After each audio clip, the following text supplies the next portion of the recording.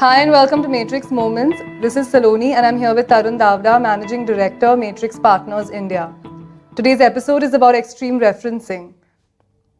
So Tarun, why do extreme referencing and what is it about?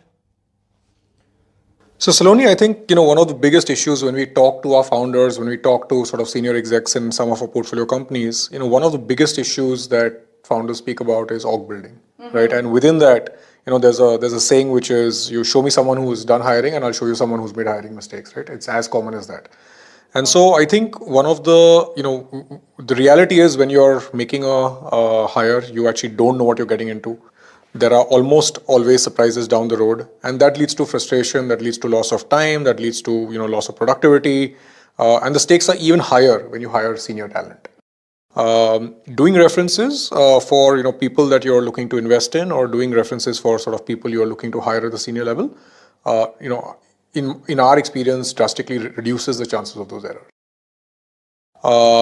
The second is, our belief is that by definition, interview process generally reveals what are most commonly known as extrinsics. It's not a word, but again, it's think of it as extrinsics versus intrinsics. The reality is, you tend to cover the person's background, their experience, their various roles that they've played, where they've studied, what they've done, what challenging projects they've sort of been a part of. But there's very little that you can find out about somebody's intrinsic capability, right? Their personality, their key strengths, their drive, their working culture, the fit with the company. These are things that are hard to glean during a interview process, right? That's second. The third is, and I'm sure a lot of people have faced this, one can fake a 4 to 6 hour interview process, right? It's hard to fake day-to-day output that has happened over a long period of time working closely with someone in the real world. And so generally what we've seen is picking up the phone and speaking to a few people who have closely worked with that individual that you're looking to either invest behind or to hire, tends to reveal a lot more than any interview process can.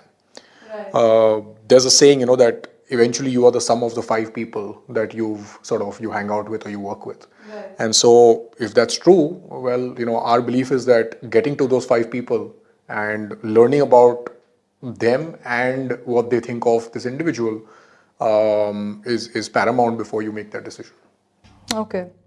But when going through the process of extreme referencing, what would you say are the top things to keep in mind when doing this? Very good question.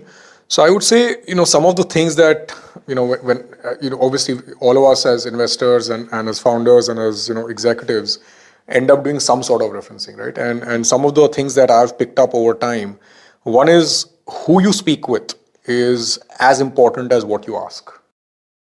And so getting to the right trusted source who can tell you sort of relevant information about the particular candidate is extremely important. I almost always skip the references that are provided, and instead I only work my network to try and get to those 3, 4, 5, 6 people who are the people who have worked with this individual directly, have had the chance to observe not only the hard skills but also the soft skills of that individual over a reasonable period of time, because only then can you get a real color on that individual. So that's number one. Second is how you ask is as important as what you ask, and we'll cover again some more nuance over there in terms of how you can ask certain things so that the person ends up revealing more than they would have otherwise. Third, what the person doesn't say is as important as what the person says, right? And so very often when we're doing reference calls, actually reading between the lines and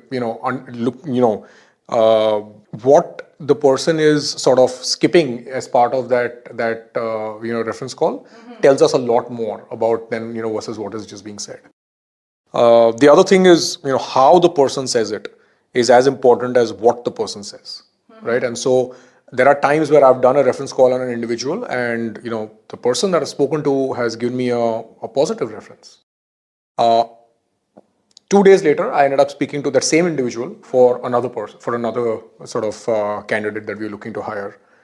And it was a positive reference again, but the tone and the positivity and the body language of the person when he was giving the reference for this individual was just much more excited, much more table thumping. He said maybe the same things, maybe 15-20% difference. But what made it a 100% difference in my mind was basically the fact that this person was just so excited to give a reference for this individual. And so I actually asked this person, I said, listen, I spoke to you a few days ago and you told me very positive things about that person and also. And so how do you compare these two? And he says, you can't compare them. This person, the second one that I was talking about was just significantly higher in his mind. Right? And I think that's the individual that we all are trying to get to. And so I think, just reading somebody's sort of tonality is extremely important as much as what they say. Third is, again, just some tips, right? I think setting context and assuring mutual confidentiality is very important. I think, very often, you end up speaking to somebody and they aren't sure, who else is on the call. They aren't sure, where this information is going to be shared. They aren't sure if it's going to be, put up on some, internal, CRM software. They aren't sure if it's going to be circulated in an email to your HR team.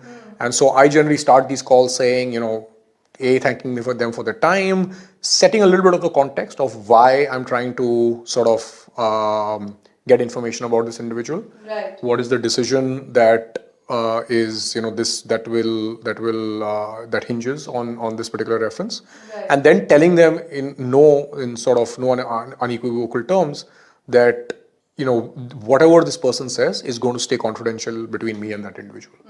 And I think that really helps people open up a lot more. And I think just remembering that no one is perfect. I think the idea of a reference or a BRC, as we call it, which is a blind ref check, is not to find negatives. It's as much about sort of validating your own read of the person and reinforcing some of the positives that you picked up. But it's also actually in terms of understanding the expectations and matching it to the role that you have in mind. Understanding that, here is why I am betting on this individual.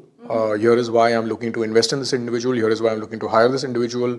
And knowing what are the known knowns and the unknown unknowns, I think that is really what it comes down to, right? And I very often, I think people don't understand that the reason for doing a reference check is exactly that.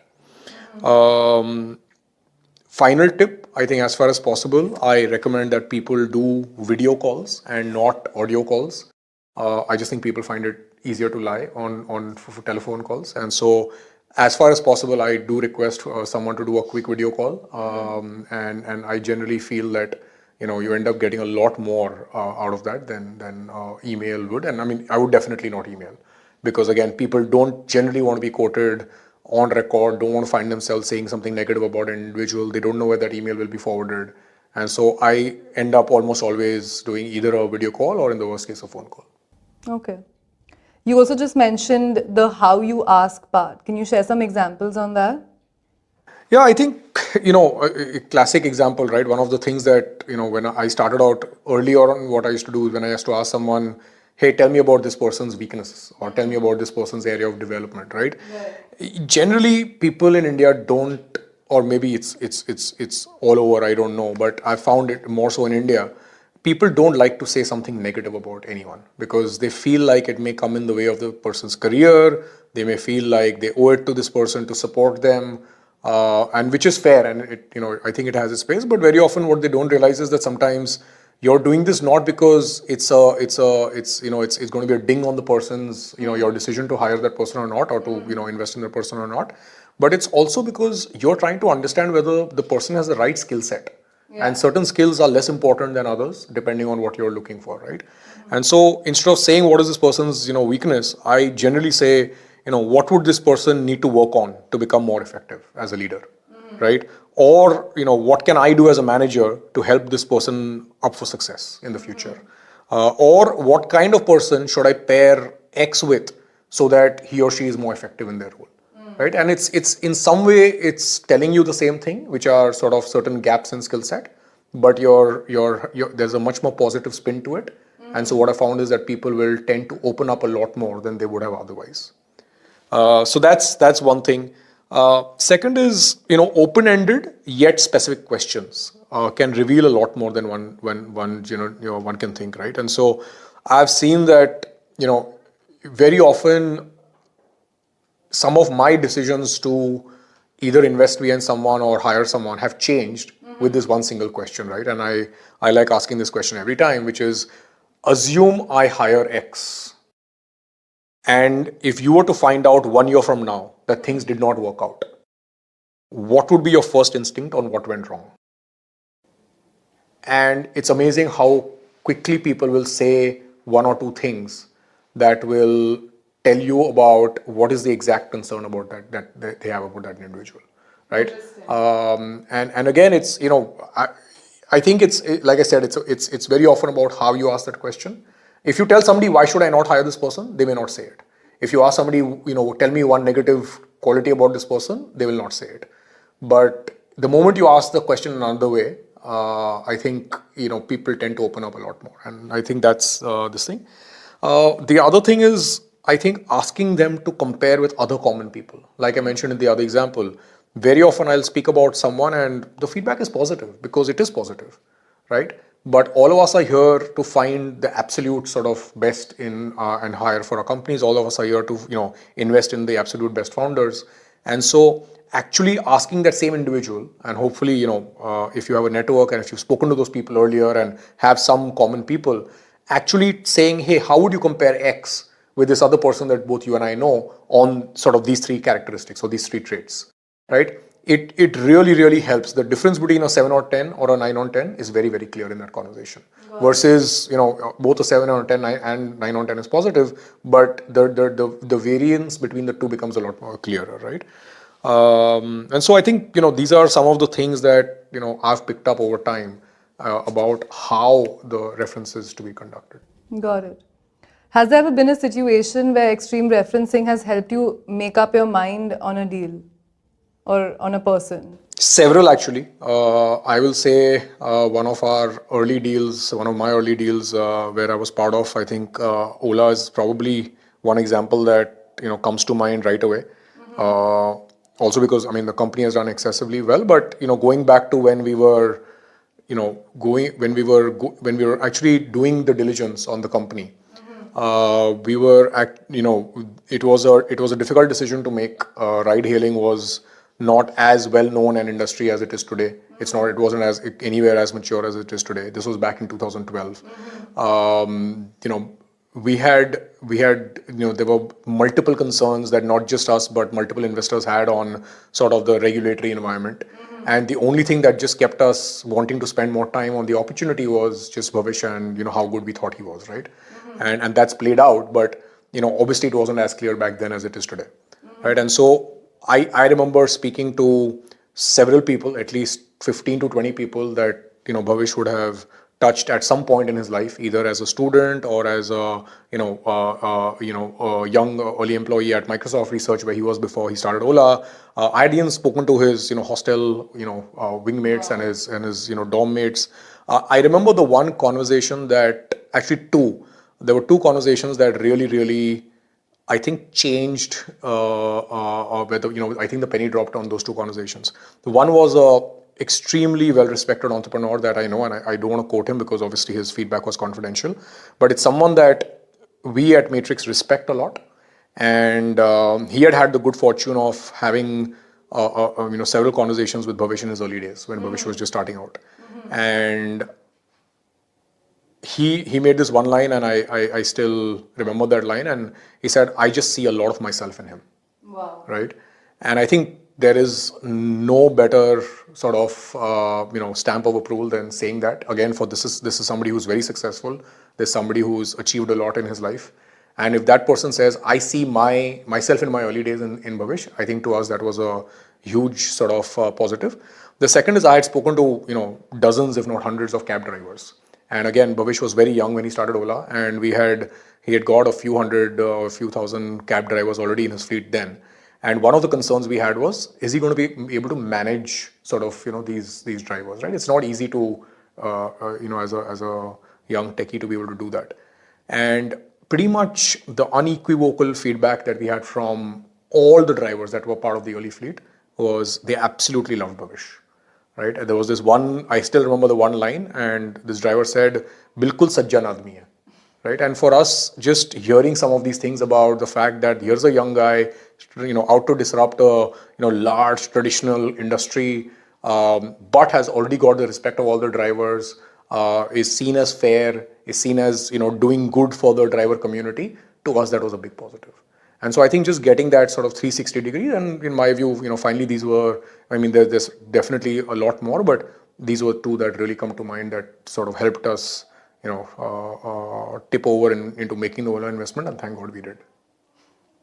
Okay. And what stage in the interviewing process would you say that it's the right time to start doing BRCs? So I would say this one is a little bit controversial, and I think different people have different ideas around it. But generally, my bias is to do at least a couple of BRCs, even before you start spending any time interviewing the candidate or spending time with the candidate. And I'll tell you why. I think interview processes tend to be, long drawn out. They tend to involve multiple people in the team. Very often you can go from interview to interview and still not be able to make up your mind on a candidate. And sometimes you don't know where to spend time when you're interviewing. In my experience, actually making that effort to, message a couple of people in the network who may know this person, getting on a quick 5-minute call with that individual, being able to really understand who this individual is, what is it that makes them tick, what are the 2 or 3 things that are the watch-outs for that individual. In my mind, if nothing else, helps you guide the interview process a lot more tightly. And it helps you actually, know where to spend time and whether to spend time. In significant number of cases, after the first few references, you will realize that you don't need to interview or you don't need to spend more time. In other cases, like I said, it just helps guide and the interview process a lot more effectively, and you end up getting to an answer much faster. Right? If your first 1 or 2 references are glowing, you know that that's the candidate you want to accelerate through the pipeline. If your initial references are sort of mixed, you also know again that it's not someone that you want to spend as much time on, or you probably just don't want to spend any time on. The other thing that I think I would add over here is that doing the references yourself, at least the key ones, or at least all the ones for a key hire or a founder that you're looking to invest in, I found that to be extremely helpful. This is not one of the things that one can delegate, right? Because again, referencing is more an art, less a science. And knowing what to ask, knowing how to ask, knowing what to read into, knowing what to involve, knowing what to ignore, knowing which threads to dig deeper into. It takes some time and it takes a lot of context to know sort of what is it that the person is really trying to say, and in some cases avoiding saying, right? Yeah. And so I think the other thing that we try and do as much again as at Matrix as possible is every deal lead, every partner who's on a deal will themselves get on and do at least a few key references themselves and not delegate it to the rest of the team. Okay. And how many people would you say is the right number to speak to when you're doing a BRC? Or how deep should you go and when should you stop? I would say as many as you can, but generally what I found is when there's a pattern that starts emerging, so let's assume you do the first call, you learn something about the individual, you do a second call, you do a third call, and if you're hearing different things, you've probably not been able to get to all the key references that you need to get to. If you're hearing pretty much the same thing in the third call and the fourth call and the fifth call, I think and assuming you've got to the right people, I think then you're reasonably, you can be assured that, yes, I think I figured out this person and I figured out sort of, what I need to know, right?